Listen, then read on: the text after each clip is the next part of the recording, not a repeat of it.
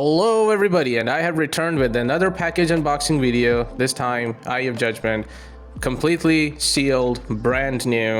It blows me away to find this in 2024. It's an interesting game that is part of PlayStation's legacy, where you have AR cards with creatures and monsters in them, and you have to place them in front of the PlayStation camera, and your monsters will have real-time battles on the game, on the screen, right in front of you.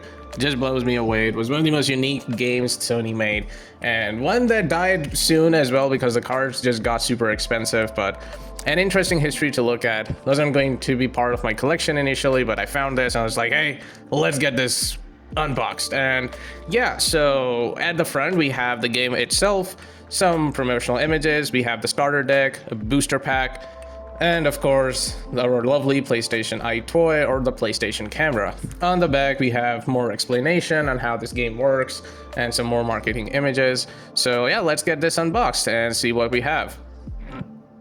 So after opening the package, we have the PlayStation camera, then we have a mystery white box, which will open soon, of course, and then we have our cloth. We're gonna see what this one is, and then we have our booster pack and starter deck packed together, or sticked together.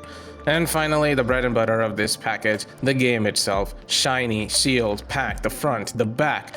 It is just so amazing. The spine, so new. And yeah, that is pretty much it. And I also have this game on my PSP, which I think is the prequel to the story of the one shown in the PS3. So I'm just gonna put it here and, open the game. And of course, this is the 2007 era of PlayStation, so the PSP was a huge part of the PlayStation ecosystem. So let's put all this stuff aside. Let's just look at the game itself. So of course, the manual shows Folklore, one of the games that I'm hunting for so long. And of course, manuals, we missed them. And this is a postcard in the middle of the manual, which is okay, fine. I mean, this weird stuff used to come like this. And monsters, of course, the beautiful artwork of some of the creatures and monsters in the game, the AR card itself, an explanation on how it works, and some more artwork regarding some of the main monsters and, creatures you will be controlling. And this is the inside of the game's case itself. Looks beautiful, fantastic, obviously sorcery and satanic as well, but this is what the theme was at for this game. So let's open the mystery box and see what we have inside it. So we got some bunch of tools like your camping, your camping equipment, I would say. But yeah, and finally the piece of cloth is actually the mat where you will place your cards for the duel. I have a very limited space for my camera, so this is what we have to deal with so far. And that's pretty much it. And finally, we have the starter deck and the booster pack, so let's open the starter deck first. I think this is a pack of 30 cards, which is necessary for the game itself. And oh my god, dude. I can't believe it. I can't believe it. Like, getting this new for such a cheap price is... Man, like, this is what I would say. Yeah, this is a lucky find. So of course we have some action cards that would tell you to do different actions in the game. So these aren't going to be part of your deck. These are the cards you have to put in front of the camera. And of course we have the different creatures and we have different magic spell cards. So interesting stuff right here. And yeah, I'm generally impressed. These are, again, all AR cards, so the camera has to read them and, place the monsters in the game itself. It is fantastic. And well, the PSP was kind of dying out, but then at the back, of course, we have the branding. I always found the name of this to be weird. I would have preferred something as lazy as I don't know, Card Masters.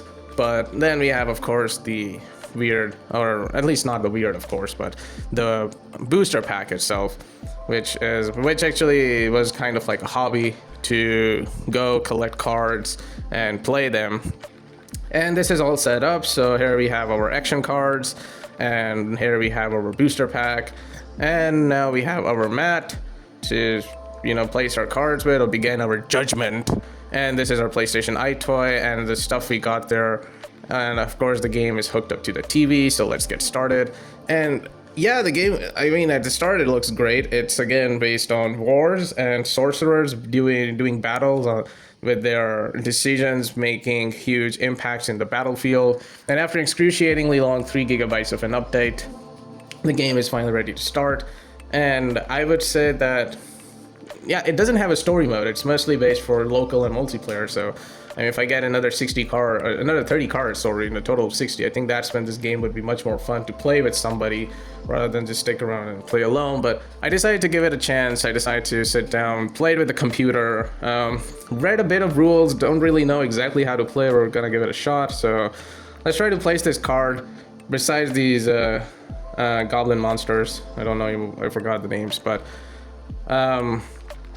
want to really see that how you do it so that you can do it accurately. And I think that that's enough. Let's just start with there. And the problem here right now is that I don't have this mat, or what should I call this mat? Let's just call it the mat.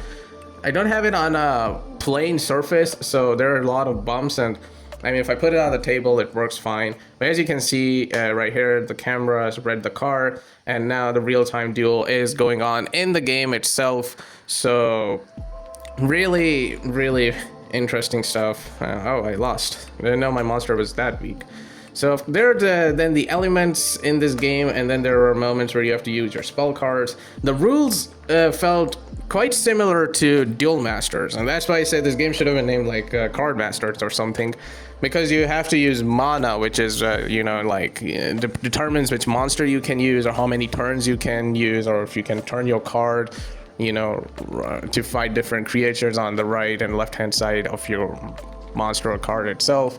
So again, the response time is great. I think when the game came out initially, the iToy had problems reading the card, because I did read a post on Twitter which said, oh, this was excruciating to play because the cards wouldn't just be read by the iToy. But I mean, I'm having no problem. I'm pretty much just enjoying this. I mean, the naming itself just sucks in my opinion, but the game is very interesting. It's very engaging. It reminds me of the beautiful memories of childhood, because I collect Pokemon cards, by the way, and I have a huge collection of Duel Master cards, and I am out of space, so I've stopped collecting Duel Masters, but I've plenty of space for the Yu-Gi-Oh shelf, so I'm definitely going to keep continuing to get Yu-Gi-Oh cards, and Digimon as well. But we right now have this, and man, I really want to get most of these. Like, I want to get more cards, to play with myself or to play with somebody else. Again, this is, and the way the winner is determined in this game is by the one that holds the most fields. Like, right now we have this red and blue partitions, so if the blue team or the computer is able to get hold of the most places in the arena or in the battlefield, then they would win. And if I'm able to do it, I would lose. But again, I'm not really sure how to play this game exactly right now. I'm just throwing cards, trying to get this thing work correctly. So that's what's going on. And yeah, it's interesting. I mean, as far as the monsters and the creature design goes, that itself goes in a way where it's a hybrid between Lord of the Rings and Duel Masters. I think that's one of the best ways to explain it. A hybrid between Lord of the Rings and Duel Masters. Because some creatures feel stupid. It feels like, wow, they didn't even give any thoughts to this. But some feel great. And yeah, I guess that's just enough, because again, they just have to 3D model them as well. But yeah, that was Eye of Judgment, an interesting addition to my collection and an interesting game and part of PlayStation history. Thank you so much for watching. Until next time, Radio J37 signing out.